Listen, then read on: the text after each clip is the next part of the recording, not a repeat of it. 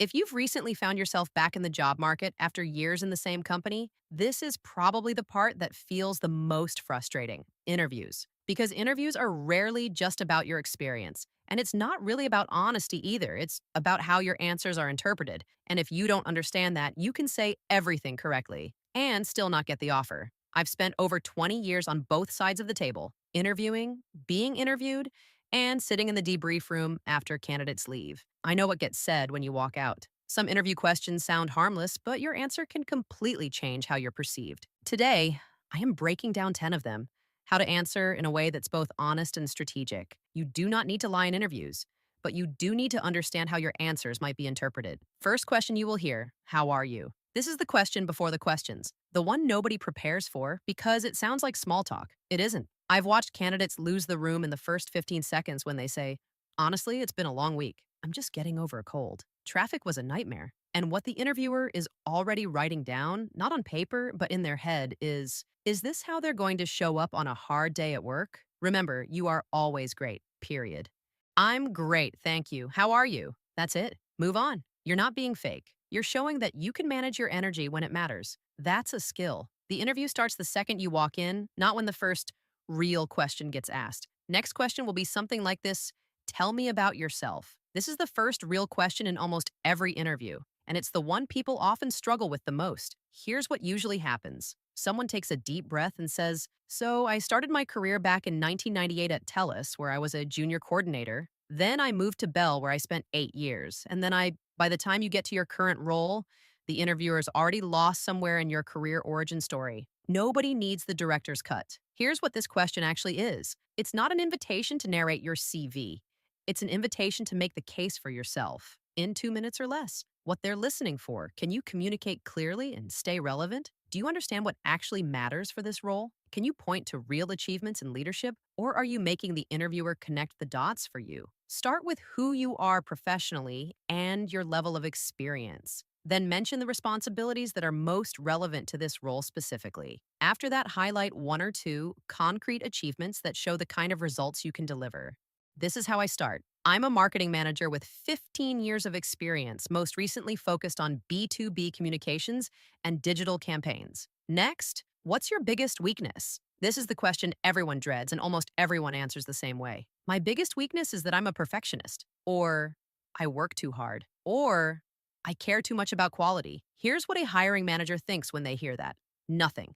Literally nothing. They've heard those answers 500 times. Worse, it tells them you're not willing to be honest. What they're really asking is, do you have self-awareness? Can you look at yourself clearly? And when you spot a gap, what do you do about it? The answer they want is a real weakness with a real example, followed by what you're doing about it, what you can say if it is relevant for you. I used to struggle to ask for help. I preferred solving things alone. Or public speaking to large groups, I've been actively working on it. Or saying no, I used to take on too much and I had to learn boundaries. Real, specific, with a resolution.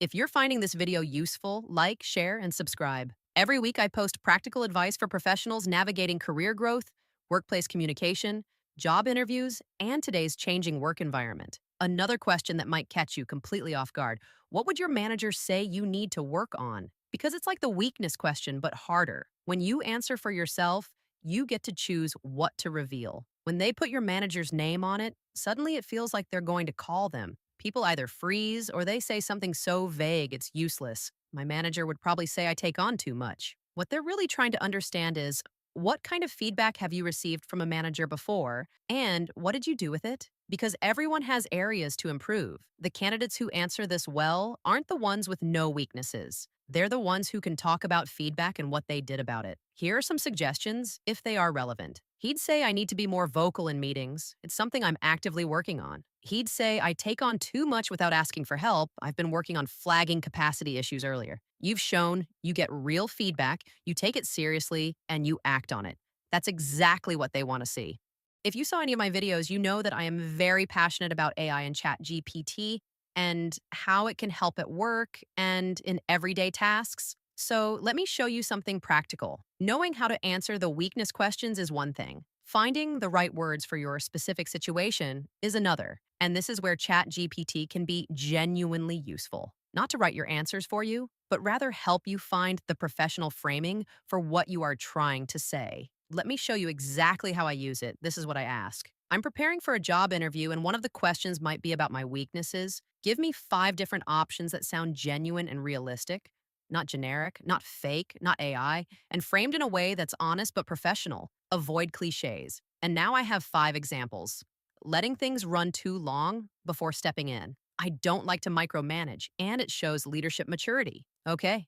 Also, moving too quickly to execution, as I am in a fast paced environment. Yes, aren't we all? Always. It shows my awareness of collaboration gaps. Next, under communicating progress. That's a good one and might work for me. We always need to work collaboratively in the project team. What else? Taking on too much personally. This is a bit too generic for me, and being too direct in certain situations. What it is, honest, slightly risky but credible. I agree, slightly risky. I liked number 3 actually. And now I can type, I like option 3. Can you turn it into a natural conversational answer? Something I'd actually say out loud, not something that sounds rehearsed. Keep it under 90 seconds to speak. And here I have my story to adjust and make my own. 2 minutes, some good ideas, professional language. You can do this for any question that we discussed today. Type in your real situation, ask for the professional framing, then refine it to your voice. Remember, the more details you give, the better the suggestions you receive from ChatGPT. Moving on. Next question. Why are you looking for a new job? If you're employed or between jobs, either way, the same rule applies. Don't share the real problem. Share the direction. What they're listening for. Is this person running away from something or moving towards something? Running away from something, even if it's completely justified, raises a flag. Moving towards something signals purpose. So instead of, my manager is a micromanager, or I haven't had a promotion in 5 years, you say, I've learned a lot where I am and I'm ready for more. I'm specifically looking for a role where I can leverage my digital skills more. When I saw this position, I thought it could be exactly that next step. Simple, forward looking, done.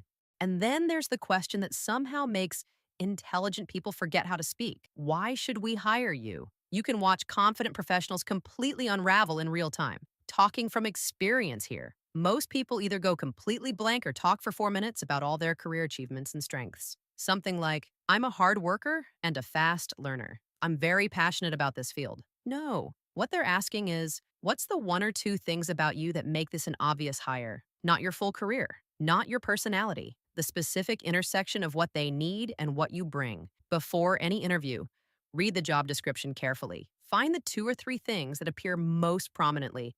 Those are your answer. For example, first, I have done exactly this before. I've managed cross-functional teams through a system migration, and I know what breaks and what holds. Second, I can get started quickly. I won't need 6 months to get up to speed on the fundamentals. Specific, confident, not a list of adjectives about yourself.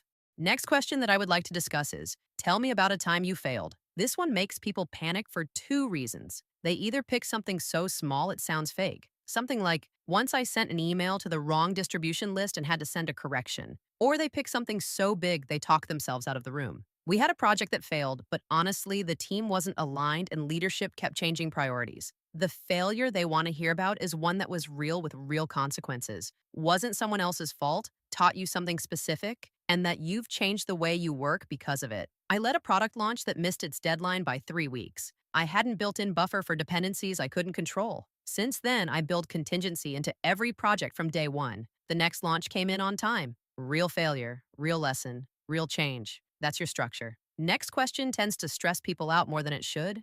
Can you explain this gap in your resume? The reasons for the gap can be different. Caregiving for a parent or child, health, a layoff after a long tenure, a deliberate pause, an industry that disappeared. Here's what you need to understand first. The interviewer has already seen the gap. They still called you, that means they've already decided it's not a deal breaker. If you were laid off, say so. Layoffs happen. If it was caregiving, health, or personal, say, I took planned time away from my career to deal with a family commitment. During that time, I stayed current. I completed several courses. I'm now ready to return. Calm. Matter of fact, no too much details. Less is more. The gap isn't the problem. The energy you bring when you talk about it is. Final question for today, and this one catches people all the time. Where do you see yourself in 5 years? Do not tell them the beaches of the world are calling your name. And definitely don't say you're not sure or that you're exploring different directions. That's not what the interviewer wants to hear. They're listening for signs of long-term commitment and professional growth. So keep it simple. I see myself growing in this area. I'd like to take on more ownership and responsibility over time. That's it. Stable, professional, safe. Job interviews are a specific kind of conversation with specific rules. Rules nobody actually explains to you. If you haven't interviewed in a few years or you're coming back after a break, those rules can feel completely foreign. Now, you know what they're actually looking for. Prepare. Practice out loud, not just in your head. Use ChatGPT to find your words if you need to. And walk into the interview remembering you're not asking for a favor, you're offering value. You've earned that. If this was useful, like share and subscribe, and I'll see you in the next one.